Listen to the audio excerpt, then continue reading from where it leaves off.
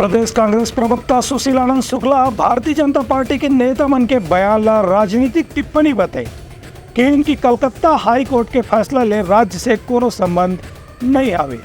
पश्चिम बंगाल में ओबीसी वर्ग के आरक्षण के मामले में कलकत्ता हाई कोर्ट के फैसला ऊपर भाजपा नेतामन के जौन बयान आए ओखर से कांग्रेस के नेतामन उनकर आलोचना करे हैं। प्रदेश कांग्रेस के प्रवक्ता सुशील आनंद शुक्ला अपन बयान में कही है कि कलकत्ता हाई कोर्ट के फैसला के छत्तीसगढ़ से कोई संबंध नहीं है। खबर कि यहाँ कांग्रेस की सरकार है ओबीसी वर्ग ला पहले से ही पर्याप्त 27% आरक्षण दे के विधानसभा में प्रस्ताव पारित कर चुके हैं। ये प्रस्ताव न पास हुए 16 महीना हो गई है, घर बाद भी अभी तक के ये विधेयकों पर राज्यपाल के हस्ताक्षर नहीं हुए हैं।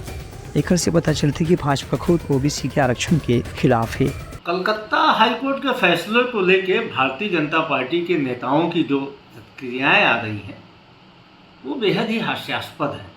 छत्तीसगढ़ में तो आप पिछड़ा वर्ग के हितों के खिलाफ खड़े हुए हैं और कलकत्ता हाईकोर्ट के फैसले में आप ताली बजा रहे हैं।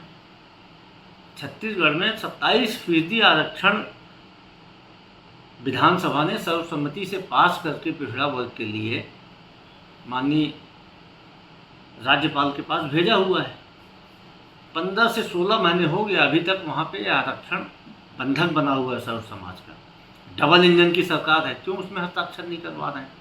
जहाँ तक कलकत्ता हाईकोर्ट में पिछड़ा वर्ग से अल्पसंख्यकों को अलग करने का सवाल है, तो छत्तीसगढ़ में अविभाजित मध्य प्रदेश से अल्पसंख्यकों को पिछड़ा वर्ग का आरक्षण मिलते रहा है। बहुत सारे ऐसे लोग हैं जो पिछड़ा वर्ग का आरक्षण लेके और सर्टिफिकेट बना के चुनाव लड़ते रहे हैं।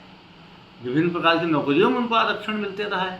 छत्तीसगढ़ का मसला कांग्रेस उसको बंगाल से जोड़ के भारतीय जनता पार्टी के नेता जो बयानबाजी कर रहे हैं, ये चुनावी मेढक के समान टर करने वाली बात है। उनका कहना है कि भाजपा के नेता मन डबल इंजन सरकार के नाम लेकर के लोगन ला भ्रमित करे की कोशिश करते हैं, लेकिन ओबीसी आरक्षण के मामला में अभी तक भाजपा के नेता मन कोई बयान जारी नहीं करे हैं कि राज्यपाल में हस्ताक्षर काबर नहीं करत है। Bureau report Uttarakhand news.